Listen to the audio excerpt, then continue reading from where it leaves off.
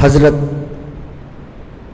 জিবরিল আলাইহিস সালাম বাইতুল মুকদ্দাসের গেটের কাছাকাছি একটা পাথর, সেই পাথরে আঙ্গুল দিয়ে গুঁতো দিলেন, পাথরটা ছিদ্র হয়ে গেল। বোরাকের রশি সেই পাথরের ছিদ্রের মধ্যে ঢুকিয়ে বোরাকটাকে বাঁধলেন। কোন কোন বর্ণনায় আছে এই ছিদ্র ঐতিহাসিক একটি ছিদ্র। বিভিন্ন নবীগণ বাইতুল মুকদ্দাসকে কেন্দ্র করে যে এসেছিলেন, তারাও যখন তাদের সাওয়ারি নিয়ে, পশু নিয়ে বাইতুল মুকদ্দাসে ঢুকতেন, প্রবেশ করতেন, এই ছিদ্রের মধ্যেই নবীগণ তাদের পশুটাকে বাঁধতেন।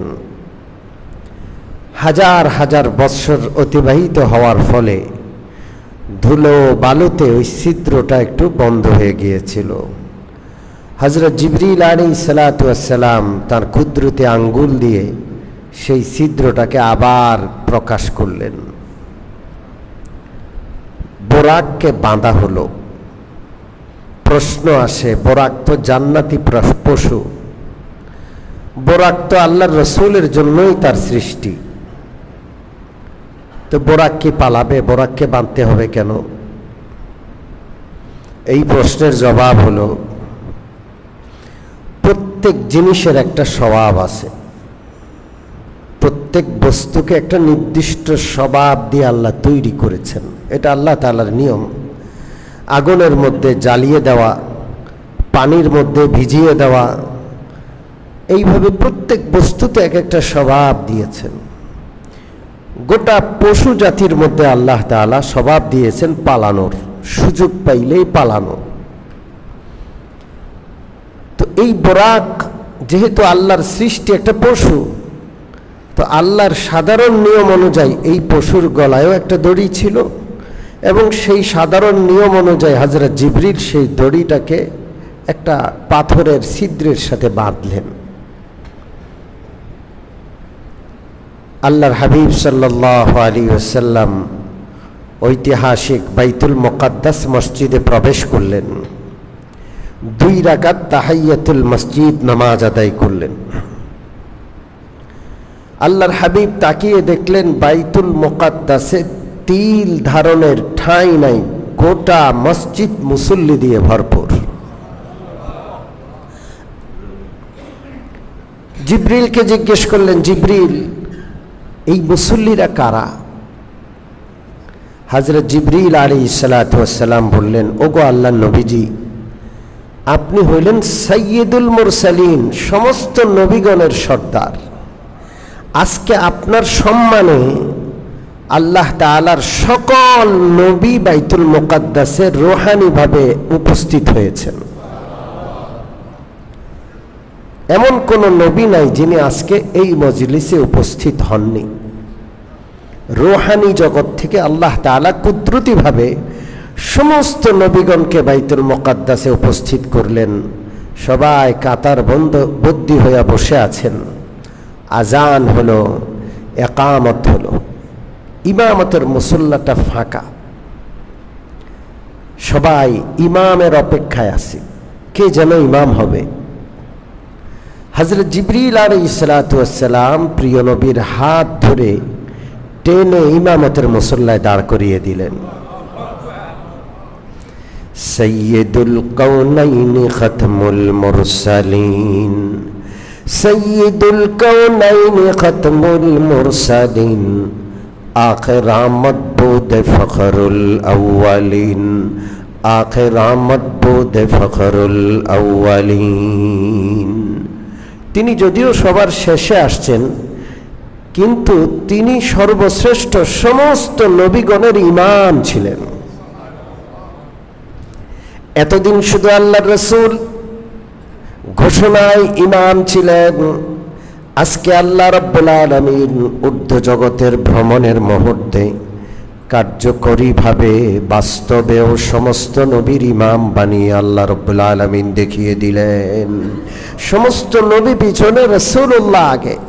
আজান ইকামত হলো, রাসূলুল্লাহ ইমামত করলেন, 2 রাকাত নামাজ রাসূলুল্লাহর পিছনে ইক্তেদা করে সমস্ত নবী আদায় করলেন। নামাজ যখন শেষ হয়, নবীগণ বসে গেছেন সবাই। এখানে একটা মজলিস হবে আজকে, যেই মজলিসের সভাপতি সমস্ত ইমামদের সর্দার ইমামুল আম্বিয়া মুহাম্মদুর রাসূলুল্লাহ সাল্লাল্লাহু আলাইহি ওয়াসাল্লাম। বিশাল মজলিস, সবাই নবী। কিতাবে লেখে শুধু নবীগণ নন, আজকে রাসূলুল্লাহর আগমন উপলক্ষে আসমান থেকে লাখো কোটি অসংখ্য অগণিত ফেরেশতার আগমনও হয়েছে। যখন কোনো বড় ব্যক্তি আসেন, তখন তার সম্মানে সেপাসনামা পাঠ করা হয়, মানপত্র পাঠ করা হয়। আজকে আল্লাহর সৃষ্টির সেরা নবিকুলের শিরোমণি মুহাম্মদুর রাসূলুল্লাহর আগমন উপলক্ষে সেপাসনামা তথা মানপত্র পাঠ করা হবে। সর্বপ্রথম জাতির পিতা হযরত ইব্রাহিম আলাইহিস সালাতু ওয়াস সালাম নবীদের মজলিস থেকে দাঁড়ালেন এবং দাঁড়িয়ে তিনি আল্লাহর প্রশংসা এবং রাসূলুল্লাহ সাল্লাল্লাহু আলাইহি সাল্লামের শানে তিনি মানপত্র পাঠ করলেন। সেই মানপত্র হাদিসের কিতাবে আছে, আলহামদুলিল্লাহিল্লাযী ইত্তাখাযানি খলীলা ওয়া আতানি মুলকান আযীমা ওয়া জাআলানি উম্মাতান কানিতান ইউতাম্মু বি ওয়া আনকাযানি মিনান নারি ওয়া জাআলাহা আলাইয়া বারদান ওয়া সালামা। হযরত ইব্রাহিমের মানপত্র খুব সংক্ষিপ্ত ছিল। নবীদের মজলিস, নবীরা হলেন পৃথিবীর সবচেয়ে বড় জ্ঞানী। এই মজলিসে জাতির পিতা ইব্রাহিম সর্বপ্রথম আল্লাহর প্রশংসামূলক আমার নবীর শানে সম্মাননা পেশ করার জন্য সর্বপ্রথম মানপত্র পাঠ করলেন। হযরত ইব্রাহিমের মানপত্র পাঠ শেষ হওয়ার পর হযরত মূসা আলাইহিস সালাম, হযরত মূসা কালিমুল্লাহ, তিনি দাঁড়ালেন এবং তিনিও আল্লাহ রাব্বুল আলামিনের প্রশংসা করে এরপরে প্রিয় নবী মুহাম্মদুর রাসূলুল্লাহ সাল্লাল্লাহু আলাইহি ওয়াসাল্লামের শানে মানপত্র পাঠ করলেন।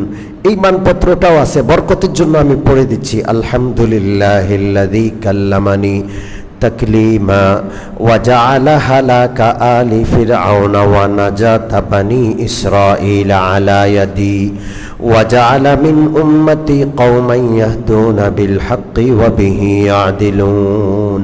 সংক্ষিপ্ত মানপত্র পাঠ করায় তিনিও বসে গেলেন। এরপর জলিলুল কদর নবী হযরত দাউদ আলাইহিস সালাম দাঁড়ালেন, তিনি মানপত্র পাঠ করলেন। গোটা বিশ্বে শাসনকারী একচ্ছত্র বাদশাহ হযরত সুলাইমান আলাইহিস সালাতু ওয়াস সালাম দাঁড়ালেন, তিনি রাসূলুল্লাহর শানে মানপত্র পাঠ করলেন। সর্বশেষ হযরত ঈসা আলাইহিস সালাতু ওয়াস সালাম দাঁড়ালেন, তিনি মানপত্র পাঠ করলেন। গোটা নবীদের পক্ষ থেকে 5 জন নবী মানপত্র পাঠ করার পর সভাপতির ভাষণের পালা আসলো।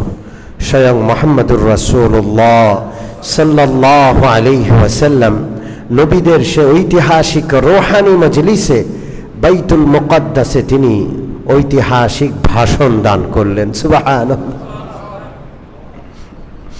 আল্লাহু আকবার। আল্লাহর রাসূলের ভাষণটা আমি পড়ে শোনাচ্ছি।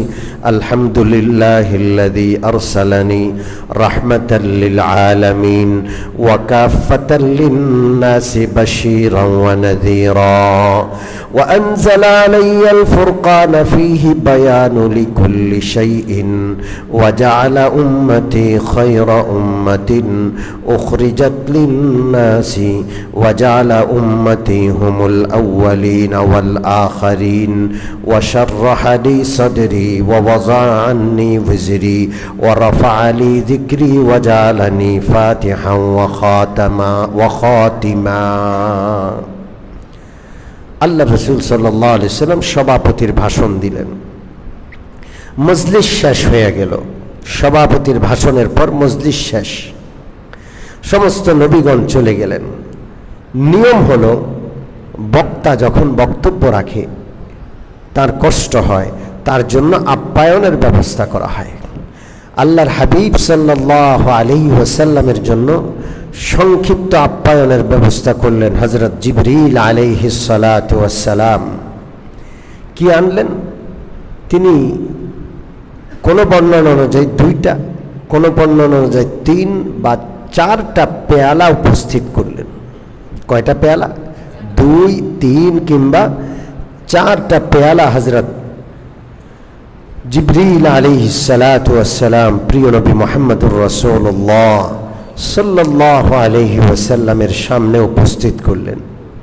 একটা পেয়ালায় দুধ, একটা পেয়ালায় কি দুধ, আরেকটা পেয়ালায় মধু, আরেকটা পেয়ালায় পানি, আরেকটা পেয়ালায় শরাব। কি পেশ করলেন? শরাব। এখানে একটা গুরুত্বপূর্ণ কথা বলে রাখি, এই যে বাইতুল মুকাদ্দাস হয়ে মেরাজের সফর, এটা কিন্তু মক্কি জীবনে, আর শরাব হারাম করা হয়েছে মাদানী জীবনে। রাসূলুল্লাহ মক্কা থেকে হিজরত করে মদিনায় যাওয়ার পর শরাব তথা মদ কি করা হয়েছে? হারাম করা হয়েছে। তো এই ঘটনাটা মক্কি জীবনের ঘটনা, তখনও শরাব হারাম হয়নি, তবে অনুত্তম। তবে সেটা কি? অনুত্তম। রাসূলুল্লাহর সামনে 4টা পেয়ালা পেশ করা হলো। রাসূল করিম সাল্লাল্লাহু আলাইহি ওয়াসাল্লাম দুধের পেয়ালাটা গ্রহণ করলেন, পানির পেয়ালা গ্রহণ করলেন না, শরাবের পেয়ালাও গ্রহণ করলেন না। দুধের পেয়ালা গ্রহণ করলেন আর একটু মধুও নিলেন। এই 4টা পেয়ালার মধ্যে দুধ কেন গ্রহণ করলেন? শরাব এটা বর্জনীয়, একটা সময় হারাম হবে, এটা ঘৃণিত, নাপাক। পেশাব পায়খানা মল মূত্র যেমন নাপাক, শরাবও কি নাপাক। কারো শরীরে 1 ফোঁটা মলমূত্র লাগলে যেমন সে কাপড়টা, শরীরের অংশটা নাপাক হয়ে যায়, ওটা নিয়ে নামাজ পড়া যায় না। 1 ফোঁটা শরাব যদি পড়ে, এটাও নাপাক, নামাজ পড়লে নামাজ হবে না। এই জন্য শরাব নিলেন না। পানি নিলেন না, কারণ পানির চেয়ে উত্তমটা আছে। পানি শুধু পিপাসা মিটায়, আর দুধ এমন একটা খাবার যেটা একই সাথে খাবারের প্রয়োজন, পানির প্রয়োজন, উভয়টা পূরণ করে। এই জন্য তিনি দুধটা গ্রহণ করলেন। আর মধু যেহেতু সকল রোগের শেফা, আল্লাহ তাআলা কোরআনে বলেছেন, এই জন্য মধুটাও কিছুটা নিলেন। আল্লাহ রসুল দুধ পান করলেন, মধু মিশ্রিত দুধ। হযরত জিবরিল মুস্কি হাসছেন আর বলছেন, ইয়া রাসূলুল্লাহ, আপনি, আল্লাহ তাআলা যে আপনাকে উত্তম স্বভাব দিয়েছেন, সেই স্বভাবটায় আপনি অবলম্বন করে সর্বোত্তম জিনিসটাই গ্রহণ করেছেন। যেগুলো অনুত্তম কিংবা তুলনামূলক প্রয়োজন কম, সেটাকে আপনি বর্জন করেছেন। হে নবীজি, আপনি যদি শরাব পান করতেন, আপনার গোটা উম্মত পথ হারা হয়ে যেত। আপনি যদি পানি পান করতেন, গোটা উম্মত নূহ আলাইহিস সালাতু ওয়াস সালামের সময়ের মতো মহাপ্লাবনে ডুবে যেত। আপনাকে আল্লাহ উত্তম স্বভাব দিয়েছেন, সে উত্তম স্বভাবের মাধ্যমে হুদিতা, আপনি সর্বোত্তমটাই গ্রহণ করার তৌফিক লাভ করেছেন। সুবহানাল্লাহ। বাইতুল মুকাদ্দাসের পর্ব মোটামুটি শেষ। এখন ঊর্ধ্ব জগতে ভ্রমণের পালা। বোরাক বাঁধা আছে। ঊর্ধ্ব জগতে ভ্রমণের জন্য প্রিয় নবী মুহাম্মদুর রাসূলুল্লাহ সাল্লাল্লাহু আলাইহি ওয়াসাল্লামের সামনে রফ উপস্থিত করা হয়েছে। কি নাম? এমন একটা বাহন, এই বাহনটার নাম কি? রফ। এটা জান্নাতি বাহন। আল্লাহ তাআলা যদি আমাদেরকে জান্নাতে নেন, আমরাও ইনশাআল্লাহ রফে আরোহণ করব। পবিত্র কোরআনে রফের আলোচনা আছে। আল্লাহ রসুলের সামনে রফ আনা হলো। আল্লাহ রসুল সাল্লাল্লাহু আলাইহি সাল্লাম বলেন, রফ এত সুন্দর একটা বাহন, জীবনে কোনোদিন এত সুন্দর বাহন দেখি নাই। রাসূলুল্লাহ সাল্লাল্লাহু আলাইহি ওয়াসাল্লাম রফরফে আরোহণ করলেন, কিছুটা সিঁড়ির মতো, মিম্বরের সিঁড়ির কাছাকাছি, আরো আরামদায়ক। রাসূলুল্লাহ সাল্লাল্লাহু আলাইহি ওয়াসাল্লাম সেখানে আরোহণ করলেন। ডান পাশে হযরত জিবরিল, বাম পাশে হযরত মিকাইল, চতুর্পাশে লক্ষ কোটি অগণিত আল্লাহর রহমতের ফেরেশতা আমার রসুলকে সাদর সম্ভাষণ জানিয়ে রসুল্লাহর সম্মানে তারা রসুল্লাহর সাথে রওনা করে ঊর্ধ্ব জগতের উদ্দেশ্যে চলা শুরু করে দিলেন। এখন গন্তব্য ঊর্ধ্ব জগৎ। এখানে একটা ঘটনা হলো, আল্লাহর রসুল যেই মাত্র রওনা করলেন, সাথে সাথে এমন একটা জান্নাতি সুবাস রসুল্লাহর নাকে লাগলো, আল্লাহ রসুল সাথে সাথেই মোহিত হয়ে গেলেন। জিবরিলকে জিজ্ঞেস করলেন, জিবরিল, আমরা কি জান্নাতে চলে আসছি? বলে যে না ইয়া রাসূলুল্লাহ। আল্লাহ রসুল জিজ্ঞেস করলেন, তাহলে এই জান্নাতি সুবাসটা কোত্থেকে আসলো? হযরত জিবরিল বললেন, ইয়া রাসূলুল্লাহ, এর একটা ইতিহাস আছে। বাইতুল মুকাদ্দাস থেকে খুব নিকটেই একটা কবর আছে, সেই কবর থেকে আল্লাহ তাআলা এই সুবাস আপনার নাকে পৌঁছে দিয়েছেন। ওই কবরটা কার? কবরওয়ালার ইতিহাস কি? একজন নারীর কবর, নাম হলো মা তিশা। কি নাম? মা তিশা। এই নারী ফেরাউনের দাসী ছিলেন। কার দাসী? দুষ্ট জালেম ফেরাউনের দাসী ছিল মা তিশা। হযরত নূহ আলাইহিস সালাতু ওয়াস সালাম ফেরাউনের ঘরে লালিত পালিত হচ্ছেন। সবাই মূসাকে আদর করে, কিন্তু মূসা কি জিনিস, মূসার চেহারার মধ্যে কি নূর বিরাজ করে অনেকেই বুঝে না। মা তিশা কাজের মানুষ, বান্দি, দাসী, ছোট্ট ছোট্ট কাজ করে, কিন্তু মা তিশার অন্তর্দৃষ্টি ছিল। হযরত মূসাকে ছোটবেলা থেকে অনেক আদর করতেন। হযরত মূসার চেহারার মধ্যে ভবিষ্যতের নূরে নবুয়ত তিনি যেন দেখতেন। হযরত মূসা আলাইহিস সালাম যখন নবুয়ত লাভ করলেন, আসিয়া যখন মুসলমান হলো, এর অল্প সময়ের ব্যবধানে মা তিশাও হযরত মূসার হাতে হাত দিয়ে মুসলমান হয়ে গেলেন, কিন্তু ইসলামকে গোপন রাখলেন। উপায় নাই, ফেরাউনের ঘরে মা তিশা। ফেরাউন নিজেকে প্রভু বলে দাবি করে, তার ঘরে আরেক প্রভুকে মানলে তার দুশমন মূসা আলাইহিস সালাতু ওয়াস সালামের দাওয়াত কবুল করলে নিস্তার নাই। এই জন্য মা তিশা তার ঈমানের বিষয়টা গোপন রাখলেন। ঈমান একটা ভালোবাসার জিনিস, মোহাব্বতের জিনিস, বান্দার সাথে মালিকের সাথে মোহাব্বত। আল্লাহু আকবার। আমরা তো জন্মগতভাবে মুসলমান, এই জন্য ইসলামের কদর বুঝি না, ইসলামের কদর আমরা বুঝি না। যারা অনেক কষ্ট করে মুসলমান হয় তারা ইসলামের কদর বোঝে। আমি যেখানে জুমা পড়াই, অনেকে আলহামদুলিল্লাহ এসে এসে মুসলমান হয়েছে আমার কাছে। একজন নও মুসলিম আছে যে এখনো তার ঘরেই থাকে, তার পরিবারের সাথেই থাকে, সে যে মুসলমান এখনো সে সেটাকে ফাঁস করে নাই। জুমার নামাজ পড়ার জন্য প্রতি জুমায় আমার মসজিদে চলে আসে, জুমার পরে আমার সাথে সাক্ষাৎ করে, সে ঘরে থাকে, জুমার নামাজটা মসজিদে এসে পড়ে, বাকি নামাজগুলো লুকিয়ে পুকিয়ে কখনো সময় মতো পড়ে, কখনো সময় মতো পড়তে পারে না। তার ইসলাম তার কাছে এত প্রিয় যে দুনিয়া একদিকে, ইসলাম আরেকদিকে। তো সেখানে আছে কেন? আছে তার ভাই, তার বোন, তার পরিবারের লোকদেরকে আস্তে আস্তে বোঝানোর চেষ্টা করবে, কৌশল খুঁজছে। তো যারা কষ্ট করে মুসলমান হয় তাদের কাছে ইসলামের অনেক দাম। আজকে দুপুরবেলা একজন নও মুসলিমের সাথে দেখা হয়েছে। উনি আমাকে বলেন নাই উনি নও মুসলিম। উনি চলে যাওয়ার পর ওনার সাথী সঙ্গী অন্যরা আমাকে বলেছে যে ইনি নও মুসলিম, শার্ট প্যান্ট পরা, কিন্তু অন্যরা বলছে উনি পাক্কা ইমানদার, আমাদের চেয়ে ভালো ইমান। নামাজের সময় আসলে উনি অস্থির হয়ে যান, যতক্ষণ মসজিদে গিয়ে নামাজ না পড়বে অতক্ষণ জ্বালা থাকে, তার ভালো লাগে না। বাড়ি একসময় বরিশাল ছিল, তো বরিশাল ছেড়ে বিয়ে করছে সুনামগঞ্জ, সুনামগঞ্জের ঠিকানা দেয়, যেহেতু বরিশালে তার সম্পর্ক নাই। 18 থেকে 20 বার উমরা হজ করেছে, মুসলিম। রমজানে আল্লাহর ঘরে না গেলে ভালো লাগে না।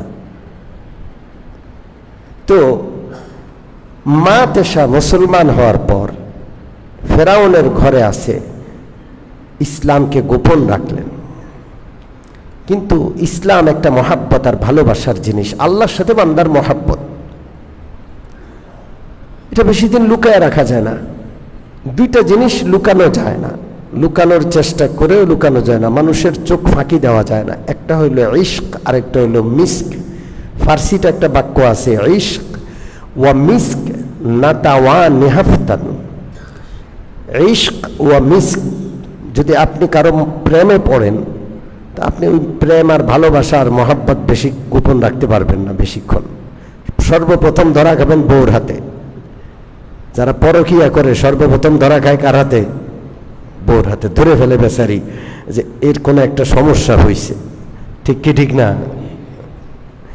মহাব্বত যেটা ভালোবাসা, বৈধ হোক অবৈধ হোক, অবৈধ ভালোবাসার নাম বললাম পরকিয়া। বৈধ ভালোবাসা, বান্দা কাকে ভালোবাসবে? আল্লাহকে। মহাব্বত লুকানো যায় না, মিস্ক লুকানো যায় না। মিস্ক আম্বর যতই আপনি কোটার ভিতরে ঢুকান, যতই মুখ ভালো করে বন্ধ করেন, মানুষের নাকের ঘ্রাণ পৌঁছেই যাবে। তা আল্লাহর মহাব্বত লুকানো যায় না। ফেরাউনের মেয়ের সেবা করত মা তেশা। একদিন ফেরাউনের মেয়ের চুল আছড়াচ্ছে চিরুনি দিয়া, হঠাৎ করে চিরুনিটা হাত থেকে পড়ে গেল।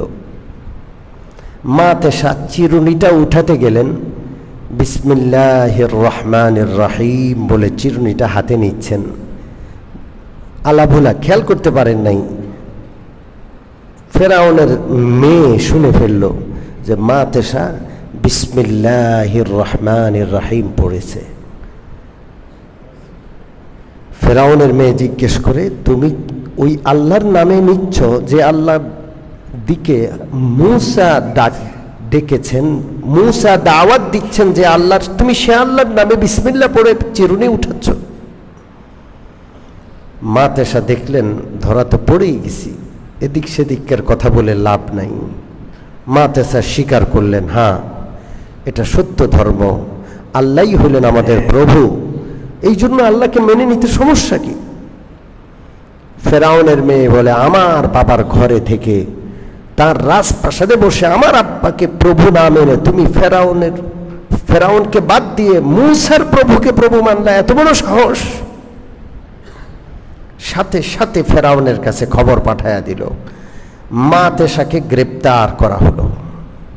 ফেরাউন বড় নিষ্ঠুর ছিল। ওয়াফিরআউনা যিল আওতাদ, পবিত্র কোরআনে ফেরাউন সম্পর্কে আছে যে ফেরাউন হলো পেরেকওয়ালা, পেরেক। কারণ ফেরাউন কাউকে ধরলে, শাস্তি দিলে তখন হাতে পায়ে পেরেক মেরে দিত। কি মেরে দিত? পেরেক মেরে দিত। এই জন্য জিল আওতাদ বলা হয়। হযরত মা তেশাকে পাকড়াও করে আনা হলো। মা তেশার 2টা সন্তান ছিল, একটা দুধের সন্তান শিশু, আর একটা আরেকটু বড়, হয়তো 5-6 বছরের হবে, দুটোটা মেয়ে সন্তান। মা তেশাকে প্রস্তাব দেওয়া হলো, মা তেশা যদি তুমি মূসার আল্লাহকে ছেড়ে আমাকে প্রভু মেনে নাও, তোমাকে দাসত্ব থেকে মুক্তি দিব, আমার রাজপ্রাসাদের মতো করে আরেকটা রাজপ্রাসাদ তোমার জন্য বানিয়ে দেব, আর সারা জীবন সুখে শান্তিতে থাকবা। আর যদি মূসার আল্লাহকে ত্যাগ না করো, আমাকে প্রভু না মানো, তাহলে কঠিন শাস্তি হবে। হযরত মা তেশা বললেন, কি শাস্তি দিবেন আপনি? আমি সত্য যেটা সেটার উপর অটল আছি, তাওহীদ বাদ দিয়ে কখনো শিরিক অবলম্বন করব না। একটা কবিতা আছে, আবে জমজম খুরদাবুদম আবে শোরা কায়ে খোরাম, আবে জমজম খুরদাবুদম আবে শোরা কায়ে খোরাম, पादशाही करदा भूदम पासबानी कै कुलम। যে তাওহীদে বিশ্বাসী, তাওহীদের যে শক্তি, তাওহীদের যে আস্থার বিশ্বাস, সেটা ছেড়ে তাওহীদবাদী কিভাবে শিরকে যাইতে পারে? যেই লোকটা সারা জীবন জমজমের পানি খেয়েছে, সে লোনা পানি খাইতে পারবে, মুখে দিতে পারবে? যে সারা জীবন তাওহীদের উপর আছে, সে শিরকের পথে কেমনে যায়? দুর্গন্ধ। সাপ নিষেধ করে দিছে, অসম্ভব, আপনার যা ইচ্ছা তাই করে। ফেরাউন ড্যাগ বসাইল, ড্যাগ, বিশাল ড্যাগ, ড্যাগের মধ্যে কড়াইয়ের মধ্যে তেল টকবক টকবক যখন করছে, মা তেসার কোল থেকে তার শিশু সন্তানটাকে নিয়ে তার চোখের সামনে উত্তপ্ত টকবকের তেলের মধ্যে নিক্ষেপ করেছে। মা তেসার তাকায় আছেন, মা তো মা তাকায় আছে, তার সন্তানটা ভেজে যাচ্ছে, মা তেসার চোখের পানি পড়ছে। ফেরাউন তাকায় দেখে চোখের পানি আসছে, নিশ্চয়ই নরম হয়েছে। ফেরাউন বলে, এখনো সময় আছে, তুমি আসো, তোমার আরেকটা বাচ্চা আছে, এখনো মেনে নাও। হযরত মা তেসা বললেন, আমার কান্না দেখে তুমি ধোকায় পড়েছো। আমি তো কাঁদছি এই জন্য যে আমার দেহে তো একটা প্রাণ, আমার তো মাত্র দুইটাই সন্তান। আমার যদি অনেকগুলো সন্তান থাকতো আর আমার অনেকগুলো প্রাণ থাকতো, আমার এক একটা সন্তান আমার আল্লাহর নামে টকবকে তেলে ভাজা হইতো, আমার নিজের দেহটা টকবকে থেকে তেলে পড়ে বারবার বারবার ভাজা হইতো, অনেকগুলো প্রাণ, প্রত্যেকটা প্রাণ আল্লাহর জন্য বিসর্জন দিতে পারতাম, কত ভালো লাগতো। নিষ্ঠুর ফেরাউন এক এক করে তার বাচ্চাগুলোকে ফেলার পর তাকেও আগুনের উত্তপ্ত সেই তেলের টকবকে তেলের কড়াইয়ের মধ্যে ফেলে ভেজে ফেললো, হত্যা করে ফেললো। হযরত জিবরিল আলাইহিস সালাতু ওয়াস সালাম বললেন, ইয়া রাসূলুল্লাহ, ওই মা তেসা এবং মা তেসার ওই সন্তানগুলোর কবর হলো এখানে, আল্লাহ তাআলার জন্য তারা প্রাণ দিয়েছে। নিষ্ঠুর ফেরাউনের সামনে আল্লাহর তাওহীদ আর একত্ববাদের কালমাকে তারা স্বীকার করে বুলন্দ করেছে, ফেরাউনকে অস্বীকার করেছে, শাহাদাত বরণ করেছে। এই ইতিহাস আপনাকে জানানোর জন্য আল্লাহ তাআলা নিজে সেই কবর থেকে জান্নাতের খুশবু আপনার নাকে পৌঁছে দিয়েছে। শুধু আপনি না, আপনার এই মেরাজের ইতিহাস কিয়ামত পর্যন্ত উম্মতে মুহাম্মদী আলোচনা করবে, তখন এই মা তেসার সন্তানদের কথা আলোচনা হবে। আল্লাহর জন্য যারা কোনো ত্যাগ স্বীকার করে, আল্লাহর মতো সেই ত্যাগের প্রতিদান দেনেওয়ালা আর কেউ হবে না। আল্লাহু আকবার। আল্লাহ অনেক কৃতজ্ঞ। রাসূলুল্লাহ সাল্লাল্লাহু আলাইহি ওয়াসাল্লাম হযরত জিবরিলের কাছ থেকে আলোচনা শুনতে শুনতে প্রথম আকাশে এসে গেলেন। কোন আকাশে? জোরে বলেন, কোন আকাশে? প্রথম আকাশে। দরজা বন্ধ, আকাশের দরজা আছে। বুখারী মুসলিম সহ সমস্ত কিতাবের হাদিসে আকাশের দরজা আছে। সে আকাশের দরজার প্রহরী আছে, ৭০,০০০ প্রহরী প্রথম আসমানের দরজায় প্রহরারত আছে। সেই প্রহরীদের সর্দার আল মালাইকাতু আল হাফাজা, প্রথম আকাশের প্রহরীর নাম হলো, সর্দারের নাম হলো ইসমাঈল। কি নাম? জোরে বলেন, কি নাম? হাদিসে আছে। এবং প্রথম আকাশের যে দরজাটা, সেই দরজাটার নাম বাবুল হাফাজা। কি নাম? বাবুল হাফাজা, হাফাজা গেট। সেই গেটে ইসমাঈল নামক প্রহরী এবং তার আন্ডারে ৭০,০০০ ফেরেশতা। দরজা বন্ধ। হযরত জিবরিল আলাইহিস সালাতু ওয়াস সালাম রাসূলুল্লাহ সহ লক্ষ লক্ষ কোটি ফেরেশতা সহ সেখানে উপস্থিত হলেন। তারা জানে রাসূলুল্লাহ আসছে, তারপরও গেটের একটা নিয়ম আছে না নাই? এয়ারপোর্টে গেছেন, এয়ারপোর্ট দিয়ে যে ঢুকবে তার চেক হবে, এটা নিয়ম।